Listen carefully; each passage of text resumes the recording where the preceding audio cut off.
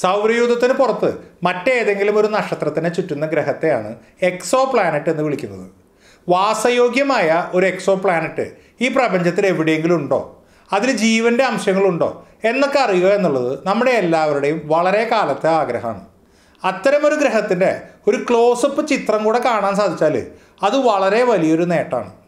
5000-ൽ പരം എക്സോപ്ലാനറ്റുകളെ നമ്മൾ ഇന്ന് കണ്ടുപിടിച്ചിട്ടുണ്ട്. പക്ഷേ അതിൻ്റെ ഒന്നിൻ്റെ പോലും നേരിട്ടുള്ളൊരു ഡീറ്റെയിൽഡ് ചിത്രം എടുക്കാൻ നമ്മളെക്കൊണ്ട് കഴിഞ്ഞിട്ടില്ല. ഒരു എക്സോപ്ലാനറ്റിനെ കണ്ടുപിടിക്കാൻ നമ്മൾ ഇന്ന് ഉപയോഗിക്കുന്ന മെത്തേഡുകൾ വഴി ആ ഗ്രഹത്തിൻ്റെ സാന്നിധ്യം, അതിൻ്റെ മാസ്, അതിൻ്റെ അന്തരീക്ഷത്തിലെ ചില വാതകങ്ങളുടെ സാന്നിധ്യം ജൂപ്പിറ്ററിനെ പോലെയുള്ള വാതക പ്ലാനറ്റാണോ അതോ ഭൂമിയെ പോലെയുള്ള ഒരു ഉപരിതലമുള്ള പ്ലാനറ്റാണോ മുതലായ വളരെ ചുരുക്കം ചില കാര്യങ്ങൾ മാത്രമേ അറിയാൻ സാധിക്കൂ. ഇത്തരം വിവരങ്ങൾ വെച്ച് ഒരു കലാകാരൻ വരച്ചെടുക്കുന്ന ചിത്രമാണ് നമ്മൾ ഇന്നൊരു എക്സോപ്ലാനറ്റിൻ്റെതായിട്ട് കാണുന്ന എല്ലാ ചിത്രങ്ങളും. നമ്മൾ നേരിട്ടെടുത്തിരിക്കുന്ന എക്സോപ്ലാനറ്റുകളുടെ ഏറ്റവും ഡീറ്റെയിൽഡ് ചിത്രം ഇങ്ങനെ ഇരിക്കും. ഇതിൽ നടുക്ക് കാണുന്നതാണ് ആ ഗ്രഹങ്ങളുടെ മാതൃനക്ഷത്രം. അതിൽ നിന്നും വരുന്ന പ്രകാശത്തിന് കൊറോണോഗ്രാഫ് എന്ന ഉപകരണം വെച്ച് മറച്ചതുകൊണ്ടാണ് അത് ഇരുണ്ടിരിക്കുന്നത്.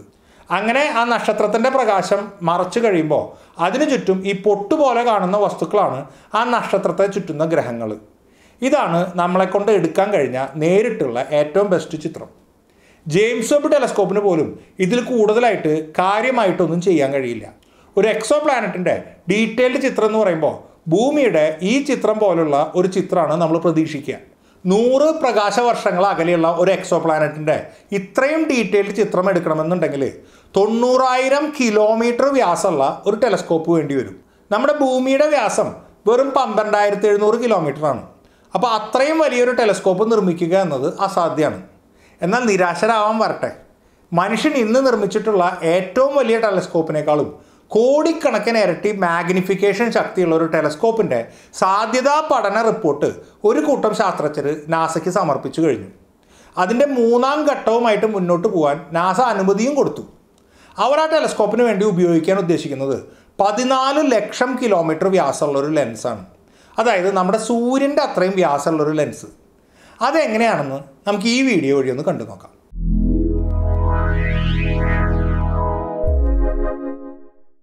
ഹായ് ഫ്രണ്ട്സ്, സയൻസ് ഫോർ മാസിൻ്റെ പുതിയൊരു വീഡിയോയിലേക്ക് സ്വാഗതം. ഒരു ടെലസ്കോപ്പിന് പ്രധാനമായും 2 സവിശേഷതകളാണ് വേണ്ടത്. ഒന്ന്, അതിൻ്റെ ലക്ഷ്യത്തിൽ നിന്നും വരുന്ന മാക്സിമം പ്രകാശം ശേഖരിച്ച് അതിൻ്റെ സെൻസറുകളിൽ പതിപ്പിക്കാൻ സാധിക്കണം. അതിന് നല്ല പോലെ കളക്ടിങ് ഏരിയ വേണം.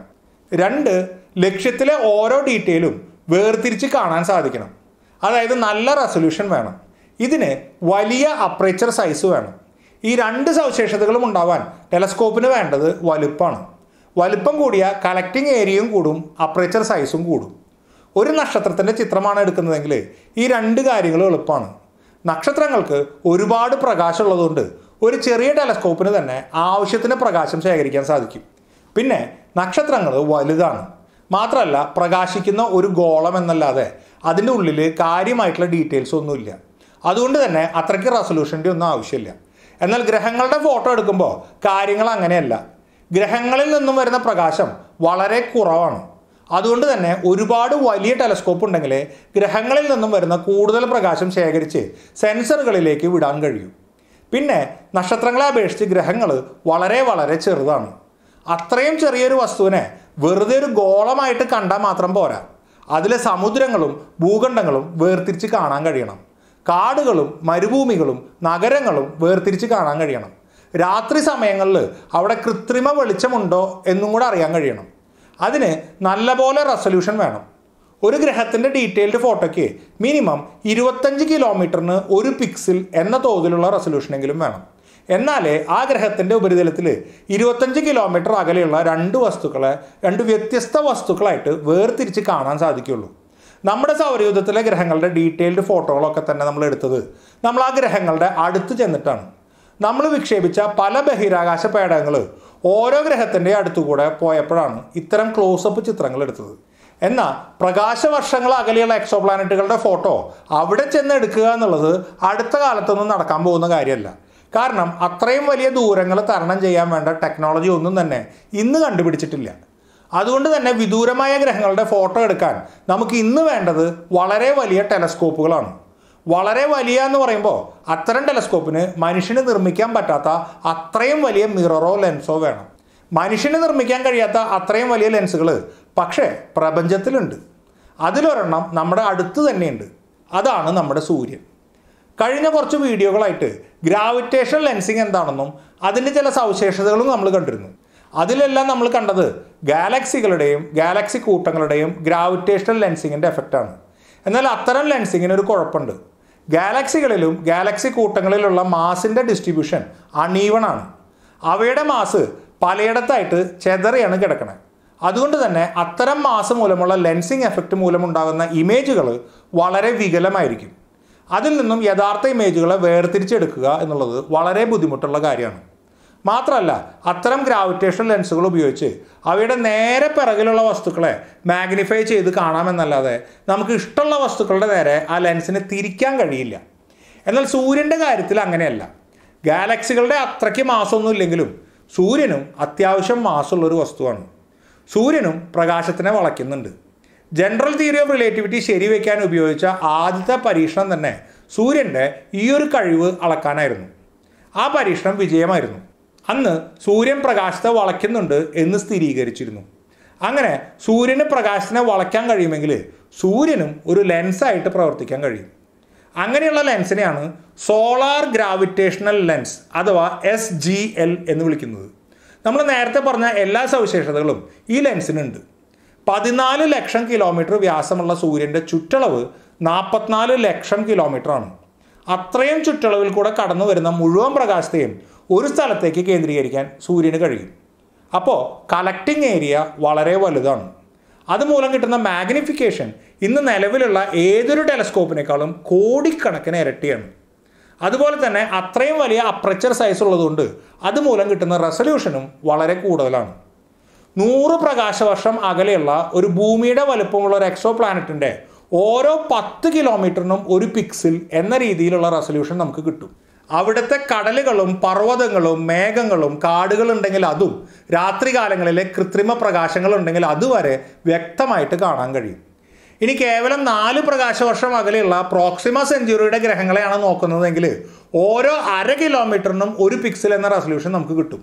അപ്പോൾ ഗ്രഹത്തിലുള്ള പുഴകളും നഗരങ്ങളുണ്ടെങ്കിൽ അതും വരെ കാണാൻ കഴിയും. പക്ഷേ ഏതൊരു ആശയത്തെയും പോലെ ഈ ഒരു ആശയവും നടപ്പിലാക്കാൻ ഒരുപാട് ബുദ്ധിമുട്ടുകളുണ്ട്. പലതും കേട്ട് കഴിഞ്ഞാൽ ഇതൊക്കെ സയൻസ് ഫിക്ഷനിലല്ലാണ്ട് ശരിക്കും നടക്കുമോ എന്ന് തോന്നിപ്പോവും. പക്ഷെ കേവലം ഒരു ആശയം എന്ന നിലയിൽ നിന്നൊക്കെ ഒരുപാട് മുന്നിലേക്ക് പോയി കഴിഞ്ഞു SGL ടെലസ്കോപ്പ് എന്ന ആശയം. സോളാർ ഗ്രാവിറ്റേഷണൽ ലെൻസ് ഉപയോഗിക്കാനുള്ള സാധ്യതകളെക്കുറിച്ച് പഠിക്കാനുള്ള ദൗത്യം നാസ സ്ലാവ ട്രൂഷേവ് എന്ന ശാസ്ത്രജ്ഞൻ്റെ നേതൃത്വത്തിൽ ഒരു കൂട്ടം ശാസ്ത്രജ്ഞർക്കാണ് കൊടുത്തിരുന്നത്. അവർ നടത്തിയ പഠനങ്ങൾക്ക് ശേഷം നാസയ്ക്ക് സമർപ്പിച്ച റിപ്പോർട്ട് അനുസരിച്ച് ഈ ഒരു ആശയം നടത്താൻ വേണ്ട ടെക്നോളജികളൊക്കെ തന്നെ ഓൾറെഡി നിലവിലുള്ളതോ അല്ലെങ്കിൽ അറ്റ്ലീസ്റ്റ് പരീക്ഷണ വിജയം കണ്ടതോ ആയ ടെക്നോളജികളാണ്. അതുകൊണ്ട് തന്നെ ഈ ഒരു പ്രോജക്റ്റിൻ്റെ 3ാം ഘട്ടത്തിലേക്ക് കടക്കാനുള്ള അനുമതിയും ഫണ്ടിങ്ങും നാസ കൊടുത്തു കഴിഞ്ഞു. ഈ ഒരു ആശയം നടപ്പിലാക്കാൻ തരണം ചെയ്യേണ്ട ചില ബുദ്ധിമുട്ടുകൾ എന്തൊക്കെയാണെന്ന് നമുക്ക് നോക്കാം. ഒരു സാധാരണ ലെൻസ് പ്രകാശത്തെ വളയ്ക്കുന്നത് പ്രകാശം അതിനകത്തൂടെ കടന്നു പോകുമ്പോഴാണ്. എന്നാൽ സൂര്യൻ പ്രകാശത്തെ വളയ്ക്കുന്നത് അതിൻ്റെ അരികിലൂടെ പ്രകാശം കടന്നു പോകുമ്പോഴാണ്.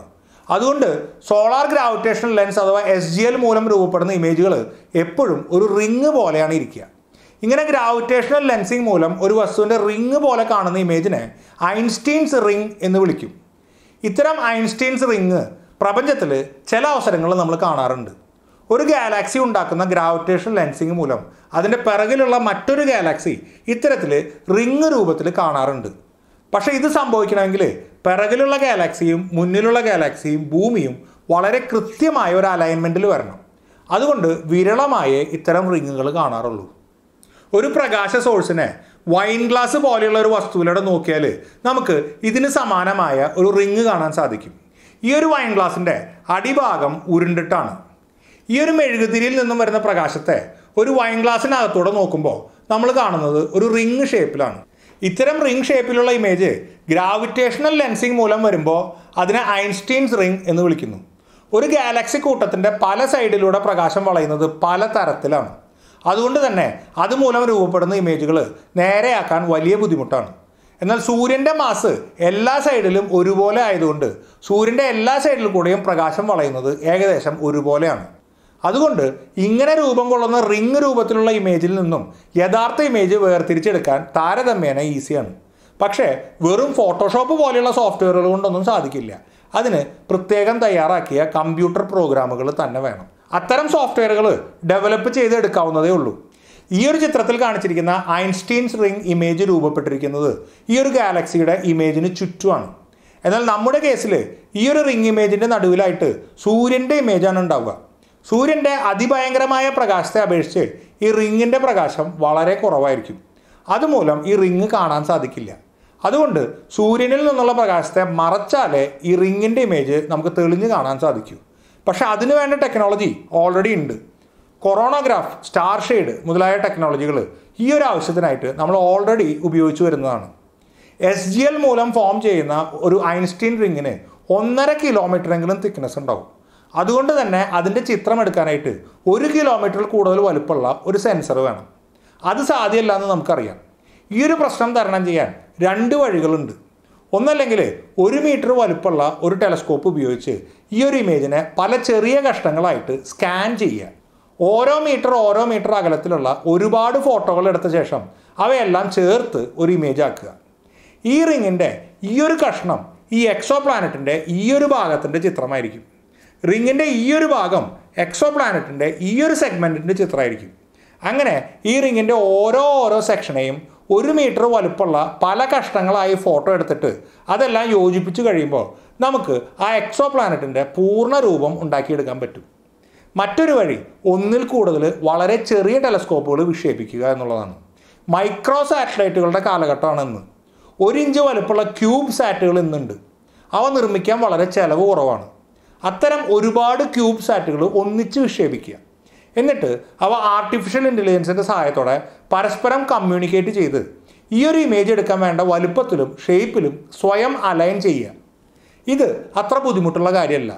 ഇന്ന് ഡ്രോണുകൾ ഉപയോഗിച്ചുള്ള ലൈറ്റ് ഷോകളിൽ ഈ ടെക്നോളജിയുടെ ഒരു ചെറിയ രൂപം ഉപയോഗിക്കുന്നുണ്ട്. അങ്ങനെ ഒരുപാട് ക്യൂബ് സാറ്റുകൾ ഉപയോഗിച്ച് ഈ ഒരു ഇമേജിൻ്റെ ചിത്രം ഒന്നിച്ചെടുക്കുക. അപ്പോൾ ഇമേജ് വലുതാണെന്നുള്ള പ്രശ്നം സോൾവായി. സോളാർ ഗ്രാവിറ്റേഷണൽ ലെൻസ് ഉപയോഗിക്കാനുള്ള ഏറ്റവും വലിയ ബുദ്ധിമുട്ട് സൂര്യൻ്റെ ഫോക്കൽ പോയിൻ്റ് വളരെ ദൂരെയാണെന്നുള്ളതാണ്. ഏതൊരു ലെൻസിനും ഒരു ഫോക്കൽ പോയിൻ്റ് ഉണ്ട്. ആ ലെൻസിൻ്റെ എല്ലാ സൈഡിലൂടെയും കടന്നു വരുന്ന പ്രകാശം കൂട്ടിമുട്ടുന്ന പോയിൻ്റാണ് ഫോക്കൽ പോയിൻ്റ്. വിദൂരതയിലുള്ള വസ്തുക്കളുടെ ഇമേജ് രൂപപ്പെടുന്നത് ഈ ഫോക്കസിലാണ്. സൂര്യൻ്റെ ഈ ഒരു ഫോക്കൽ പോയിൻ്റ്, അതായത് സൂര്യൻ്റെ 2 വശത്തു നിന്നും വളഞ്ഞു വരുന്ന പ്രകാശരശ്മികൾ മീറ്റ് ചെയ്യുന്ന പോയിൻ്റ് സൂര്യനിൽ നിന്നും 550 ആസ്ട്രോണമിക്കൽ യൂണിറ്റ് അകലെയാണ്. സൂര്യനിൽ നിന്നും ഭൂമി വരെയുള്ള ദൂരമാണ് 1 ആസ്ട്രോണമിക്കൽ യൂണിറ്റ്.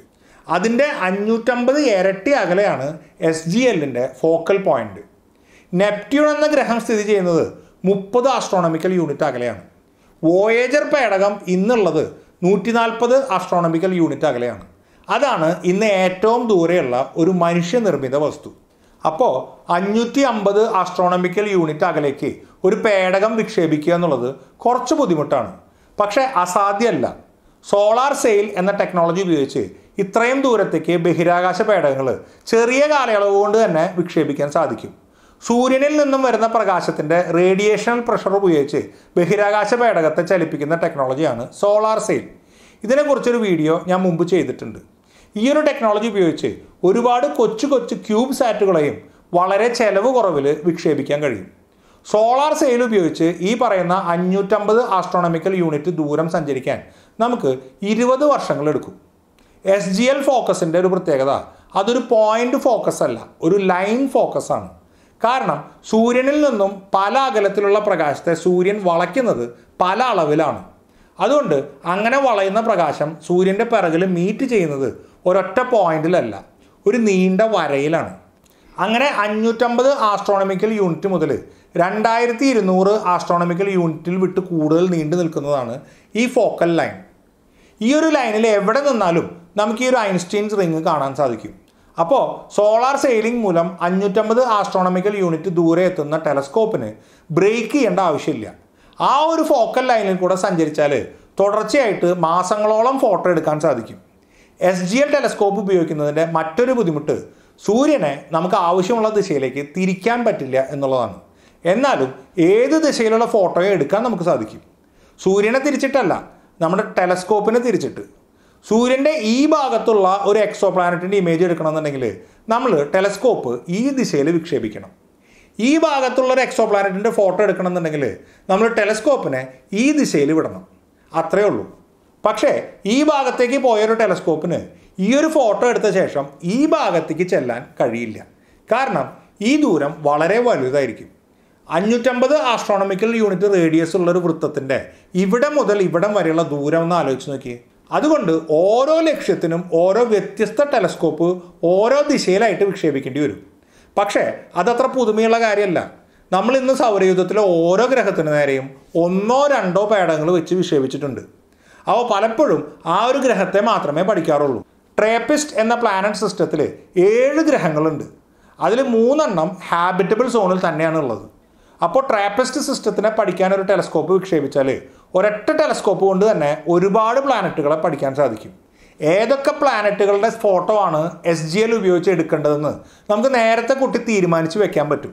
ഇന്നുള്ളതും ഉടനെ തന്നെ വിക്ഷേപിക്കാൻ പോകുന്നതുമായ ടെലസ്കോപ്പുകൾ ഉപയോഗിച്ച് ശേഖരിക്കുന്ന ഡാറ്റകളിൽ നിന്നും നമുക്ക് ആ തീരുമാനം എടുക്കാൻ സാധിക്കും. ഈ പറഞ്ഞതൊക്കെ പ്രാവർത്തികമാക്കാൻ 25-30 വർഷങ്ങൾ എടുത്തേക്കാം. പക്ഷേ 100% സാധ്യമായിട്ടുള്ള കാര്യങ്ങളാണ്. ഈ പറഞ്ഞ ടെക്നോളജികളെല്ലാം തന്നെ ഇന്ന് നിലവിലുള്ള ടെക്നോളജികളാണ്. തൽക്കാലം ഒരു എക്സോപ്ലാനറ്റിൻ്റെ ക്ലോസപ്പ് ചിത്രങ്ങൾ എടുക്കാൻ നമ്മുടെ കയ്യിൽ വേറെ വഴികളൊന്നുമില്ല. മാത്രമല്ല ഈ ഒരു മെത്തേഡ് വഴി എക്സോപ്ലാനറ്റുകളുടെ ചിത്രം എടുക്കുന്നത് ശരിക്കും വെറുത്തായിരിക്കും. അത്രയ്ക്കും തെളിച്ചുള്ള ഫോട്ടോകളായിരിക്കും നമുക്ക് കിട്ടുക. അതുകൊണ്ട് നമുക്ക് കാത്തിരിക്കാം.